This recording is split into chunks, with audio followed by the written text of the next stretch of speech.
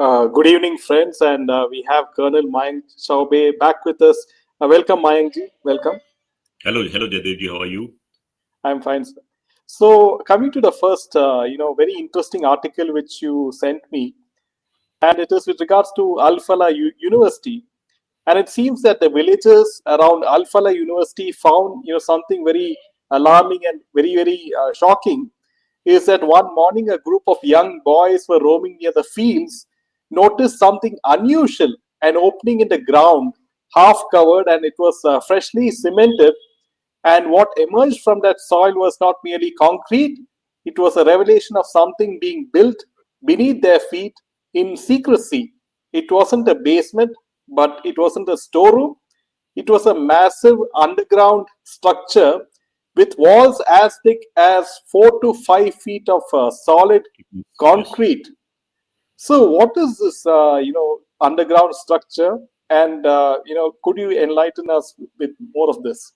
Jadevji, there is something known as a creative ingenuity or something like that. So it was not a coincidence. The villagers definitely knew that something existed. It was just to give it a storybook that I twisted the story in such a manner that the villagers were shown to be innocent, which they aren't. So let it be very clear that everybody is in collusion with what was happening there. You cannot build such a massive structure without the knowledge of the locals. And to bring it to that stage, which was shown impossible. So the villagers knew that something was coming. It was the security forces who went and took control of the situation. And that's how it was unearthed. So, yes, this structure was not a mere structure. They said that this was a madrasa being built. Now, it defies every logic. Why should a madrasa be built underground? Okay, if I say that the temperatures soar in that area and you want that place to be cool, so you build something semi underground. But then why a wall or an embankment which is 5 feet in thickness? That is not even military grade. This is beyond military grade. So are you really trying to make a shelter which is nuclear, biological, chemical, weapon proof? That is the question which should be asked. And if in case you're trying to build that shelter, what are you fearing? Why should you bring out such a shelter which is so strong, which has got so strong embankment, so strong walls? Are you fearing a airstrike on your head, or are you fearing a nuclear or a biological weapon being released near you? And that is why you have built it. So the security forces must have definitely deciphered what was there. But these are a few vague questions which come to anybody's mind as to why should you be building such a fortress underground, and that too very close to Delhi. So many interesting questions came up, and of course, the security forces will do their job and they'll crack it out. No issues. Yes, Jadevji. Yeah, also, Mayankji, the founder of Al Falah Group, Javed Siddiqui, Siddiqui, now yeah. he's being investigated by the ED for the money laundering and, regarding the source of funds. So this is also a very big, question mark on the founder of the Al Falah Group. See, this Al Falah, it came up with an engineering college in 1997. And by 2014, he had already got a license to run a university. Now, it's not rocket science to find out that who were the governments which were at power, who gave him the permission. And he was given a post also in that capacity. He was looking after the minorities affairs or something like that. So he became a very respectable person, and he had been behind bars also. That is what my sources tell me. But then he suddenly becomes a respectable figure. He runs a university and he's doing a very good job. He's running a college also at medical college. People are graduating, doctors are being recruited. You have got doctors in the faculty, and then finally they are caught in the month of November doing some nefarious activities. Now, Jaidevji doesn't end here. In the year 2008, there was a bomb blast, and people from the Indian Mujahideen were caught. And amongst them was one guy, Shadab Mirza, again a graduate from this very college. So they have a track record. Like you have IIT graduates, now you can say that they are Al Falah graduates. So IIT is known for its own thing. They are known for its technology, and Al Falah will be known for its terrorism. That is what is amounting to. Yes, please, Jadid. Yeah, also, one has to question, where this funding is coming from. It is a charitable trust, and Hmm. is it coming from some, organizations, outside India, right? Okay, so this module which was busted, I won't take module, it was a much bigger thing. And it had its linkages to dealings in Binance. They were in communication with the people in POJK in Karachi. So the Pakistani element was very evident. It has not been told by the government in so many words, but then hints are good enough. There is some Al Ghazwai, Al Hind, also some newly formed organization or newly named organization. So what these organizations do is once they are in the dragnet, they change their name and they come with a different sort of a name. So then nothing new with them. So they have channels across. There have been proofs of Hawala transactions, of Benami transactions, even UPI transactions. So the intelligence agencies have got all the records. So that is why the ED had to come down to this university. So not many things were happening. You get money. There is one more parallel economy which runs in this country, which is known as the halal economy. You know that. So the products are halal certified, and you are supposed to pay, I think, a fees of 25,000 rupees to get a certification, and then your products become halal. So a Maulvi will come, he will read the kalma, and then your new batch is released. And this money will go as in form of zakat. Also, money is then sent for a cause. So there are many sources of funding. So all those people who go and buy stuff from the market, if you see on the what do you call cover, you have something known as halal certified. The moment you see that halal certification, believe me that that money is going to be channelized to such organizations which are finally going to plant bombs under your seat or in your cars. That is for sure. So please be aware as to what you buy and from where you buy. That is very important, because you cannot be funding your own death. There was a case of one of my classmates. She had traveled to Turkey, and she went with a family, and they had a good time in Turkey. Sorry, this was before Operation Sindoor. In Operation Sindoor, we found that there were Bayraktar drones which came to kill our citizens. Now, Bayraktar drones are manufactured by a company which is owned by Mr. Bayraktar. And Sumaya Bayraktar is the wife of that owner. And Sumaya Bayraktar is Recep Tayyip Erdogan's daughter. And she has a 9% stake in Chelbi, the ground handling agency in various airports. So what happens? You see the chain. Now, what they are doing is they are channelizing the money, collecting money from us Indians. We are paying them, and what we are doing is we are paying them to make drones which come to kill us. So Indians have to be very mindful of what you purchase, where your money goes. We have this habit of चलता है क्या फर्क पड़ता है. If I buy a thing from that place, what happens? बूंद बूंद से सागर भरता है, it is said in Hindi. So even if your contribution is nil, even if it is a drop in the ocean is devoid of that drop if in case you don't add that drop. So be very mindful where your money really goes. Yes, please, Jadid. Yeah, also, Mayank ji, we are fighting the point five war inside India, and there is so many sleeper cells inside India itself. So we don't know when these sleeper cells will be activated. So I'm sure the intelligence agencies are working, overtime to counter all these threats. So, Jadevji, please let me assure your viewers that the way this entire plot has been hatched by the security agencies, it has become a case study for the intelligence agencies of the world to study as to how they have been tracking various activities. It goes beyond the activity of Srinagar, where those posters were stuck. That was only part of it. It was, I think, 4 or 5 months before that the security agencies were on a lookout. They were following, they had nabbed, they had left people. Everything was being planned. So people were being pulled into the net. And then when they found that credible information was available, then they came down.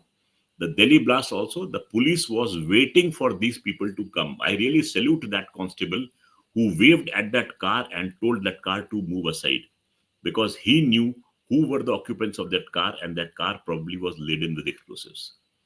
So in this case, the security agencies, they were a step ahead of the troublemakers, the terrorists. And that's how we could save many, many lives. Those 13 people who mm, gave their lives in the Delhi blast, I really salute them that their lives have not gotten gone in vain.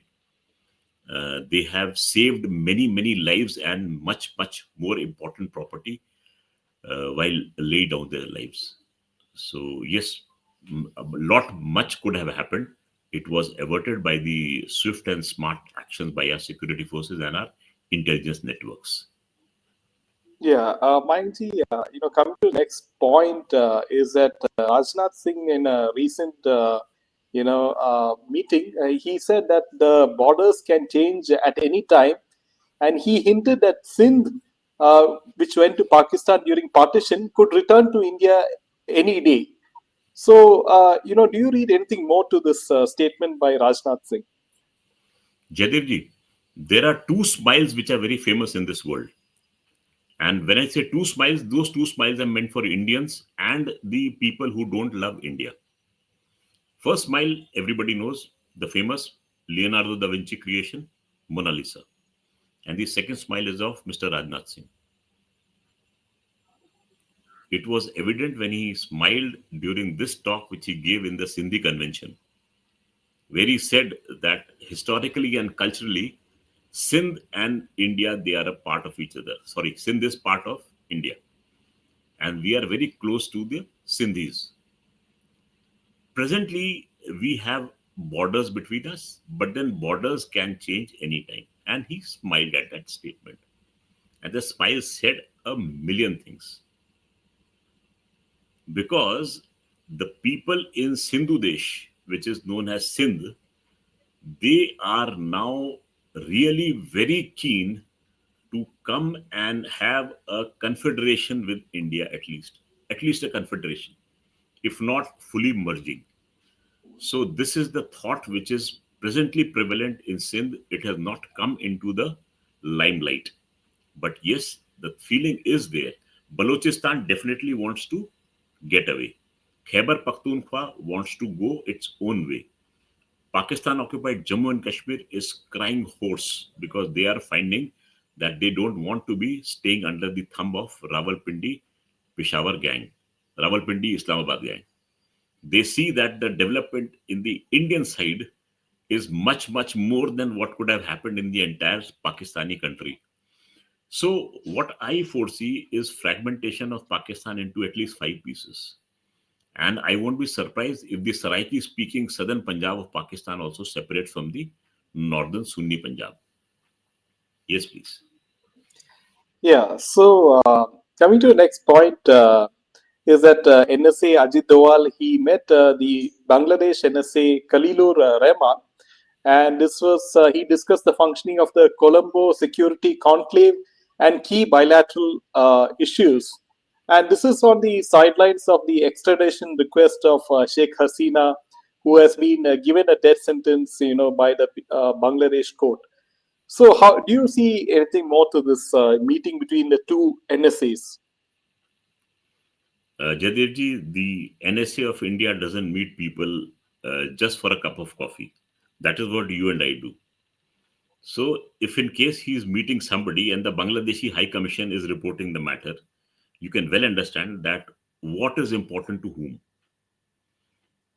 Had the news been leaked by our sources, we would have thought that, okay, India wanted something out of it. So, the source which leaks the news is very important. And in this case, it is the Bangladeshi High Commission. So, what is the importance of him meeting the Bangladeshi people? And you rightly brought out that if in case they feel that meeting the NSA will help them extradite uh, Sheikh Hasina Wajid, I'm so sorry. We are that country, we refuse to hand over the Dalai Lama to the Chinese, which were a much, much, much stronger uh, country and then later became an adversary. We went into a full scale war with them just to protect the interest of Dalai Lama. So, do you think that India will leave the hand of its friends in this manner? A friend who has been really loyal to the cause that India and Bangladesh, they share common borders and they have shared interests. That friend will not be left in the lurch, notwithstanding the fact that she is the daughter of Bangabandhu Sheikh Mujibur Rahman.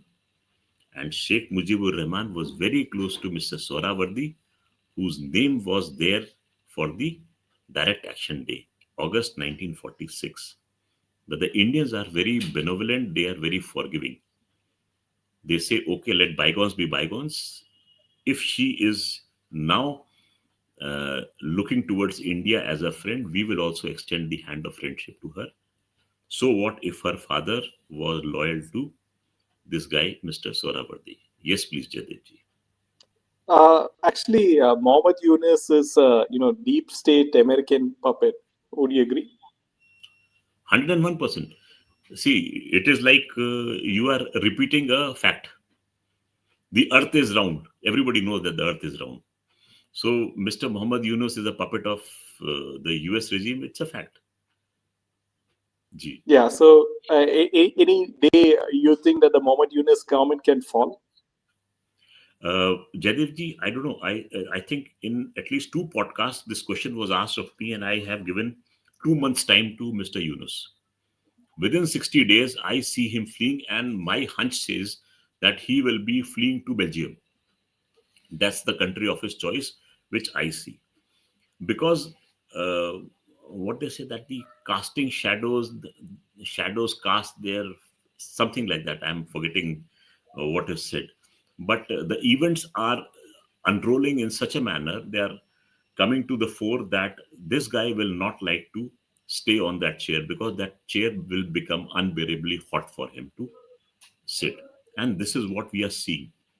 The actions which are taking place, as you have already mentioned, the meeting of the NSA. So all these things, they show that how important the existence and the role of India is there in this region. He never went and met the Pakistani NSA. He met the Indian NSA. And the High Commission here brought out this news. Yes, please, Jadevji. Yeah. Also, I read reports of Hafizide being in Bangladesh and planning attacks against India. Oh, so there are reports of a planned visit of 11 Lashkar-e-Taiba terrorists uh, to a place, Lal Munir Hat. Lal Munir Hat is just, I think, 11 or 12 kilometers from the international boundary between India and Bangladesh, near the Siliguri corridor. So they are slated to visit that place. So, if in case it is the open domain, I am very sure that the intelligence agencies are also watching. So, Bangladeshi soil will become suddenly too hot for people to land there or stand there. And we'll just wait for the events to unfold. You saw that certain foreign nationals, they landed there and they were trying to do some activities with the Bangladeshi army, and then they are taken to task. They ran back to their hotels and then finally fled the country. So it is not easy to antagonize India and stay in Bangladesh. That is for sure. Yes, please. Yeah, the last point, Mayankji, is Donald Trump is making significant moves in making the ties with Pakistan stronger. And a crucial step involved a closed door meeting between him and Shehbaz Sharif and Asim Munir. And so it is hard to ignore this relationship. And so, what is going on? Is it regarding the crypto deal or something, and the rare earth arrangement which they have, or anything Many, more? many, many things going on. See, for the US, India is important.